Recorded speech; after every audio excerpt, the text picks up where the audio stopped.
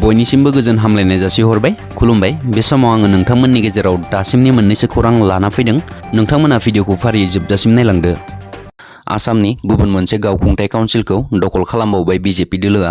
देवरी गावखुंथाय काउन्सिलनि भट साननायाव बिजेपि जथाय दोलोआ गासै मोन 12 मासिफोरखौ देरहानो हायो। भट साननायनि फिथायखौ मोननाय लोगो लोगो बिजेपि जथाय दोलोनि गेजेराव रंजाखांनाय थासारिखौ नुनो मोन्दों। भट साननाय फिथाय बादिब्ला बिजेपि जथाय दोलोआ गासै मोन 12 मासि, जेपिपि दोलोआ गासै मोन 7 मासि आरो कंग्रेस दोलोआ मोन 4 मासियावल' देरहानो हादों। मख'नो गोनांदि बिजेपि दोलोआ आसामाव थानाय गासै गावखुंथाय काउन्सिलफोरखौ दखल खालामनो नाजाबाय थानाय समावनो फिन गुबुन मोनसे काउन्सिलखौ दखल खालामनो हाबावबाय। फिन बर'नि लाइमोन गेलेगिरि उषारानी बसुमतारीया ब्रन्ज मेडेल मोननो हादों। तामुलपुर जिल्लानि सिङाव थानाय गरेस्वर गपसरा दंगपारा गामिनि बिफा पद्मतर बसुमतारी, बिमा डिम्बेश्वरी बसुमतारीनि फिसाजो उषारानी बसुमतारीया नेपाल हादरनि राजधानी काठमान्डुआव थांनाय 4 नभेम्बरनिफ्राय 6 नभेम्बरसिम जानाय 18थि वाको इन्टारनेशनेल केराटे चेम्पियनशिप 2022 आव उषारानी बसुमतारीया ब्रन्ज मेडेल देरहानो हानानै ओनसोल नाङैनो गोग्गानाय लाबोदों।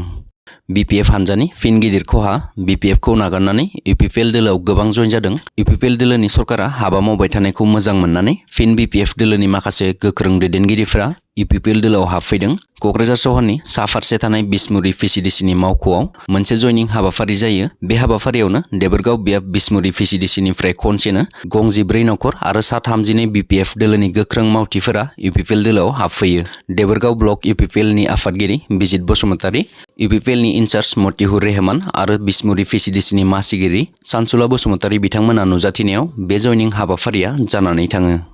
बाक्सानि सालबारियाव उन्दै बैसोआव हाबा जानाय जाथायखौ लाना कासेमजों लोगोसे 5 सुबुंफोरखौ पुलिसा हमदों। 19 अक्ट'बराव भबानिपुर थुमारकुननि कासेम आलीआ आयेन बेरेखायै गबर्धनानि सासे हिन्जावसाखौ हाबा खालामदोंमोन। सानजौफुनि 12 रिंगायाव बिमा-बिफा आरो गासैनिबो गेजेरावनो मैराजार फोथारनि आशराफ आलीनि गंसे फिसा न'आव हाबा जादोंमोन। उनाव जायगानि रायजो-राजा आरो आफादफोरा अजद होनायजों उन्दै बैसोआव हाबा खालामनायनि हेंथायै गबर्धना पुलिसा केस आजावो। लोगो लोगो हिन्जावसानि बिमा-बिफाजों लोगोसेनो कासेम आलीखौबो पुलिसा हमनानै जेलाव दैथायहरो। उदालगुरि जिल्लानि हरिसिंगा थानानि बेन्दोङाव थानाय माजुलि बस्ति गामिनि मुस्रिमा कट्रिना नार्जारिनि दुखुथिया नखराव मैया आसामनि बारग' मन्थ्रि प्रमिला रानी ब्रह्मआ फैनानै सुलाद लाफैदों आरो अनसुंथाइ होफैदों। बारग' मन्थ्रि प्रमिला रानी ब्रह्मआ बिमा-बिफा गैजायै दुखुथिया गथ'खौ फरायहोनायनि बिबानखौबो लादों। बे बोसोरनि 12 दानारि आनजाद जोबनाय लोगो लोगोनो गथ'खौ लांनानै फोरोंहैगोन होननानै खौराङाव मिथिहोदों। लोगोसे भैरबकुन्द ब्लक बिपिएफनि आफादगिरि सनेश्वर वारी बिथाङा फोरमायबावदों दि बिबैखौबो गोजौ फाहामथाय होनो थाखाय थाबैनो राहा लानाय जागोन होननानै।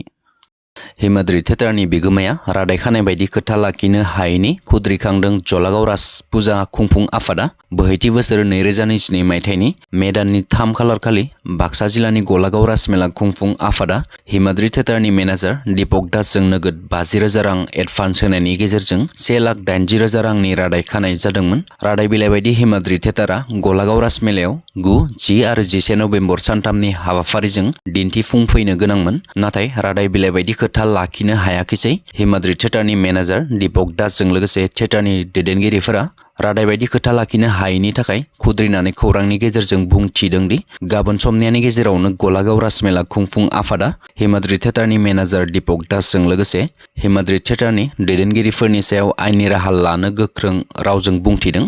फुजा खुंफुं आफादनि नेहाथारि गलाब दास बिथाङा। दासिमनि खौरांफोरा बेखिनियानोमोन। आसा खालामो नोंथांमोना भिडिअखौ नायनानै मोजां मोनबाय। मोजां मोनोब्ला एबा नोंथांमोना चेनेलाव दिनैसो फैदोंब्ला नोंथांमोना चेनेलखौ साबस्क्राइब खालामलांनो दाबाव। गोजोन्थों। जय बर' हारिनि।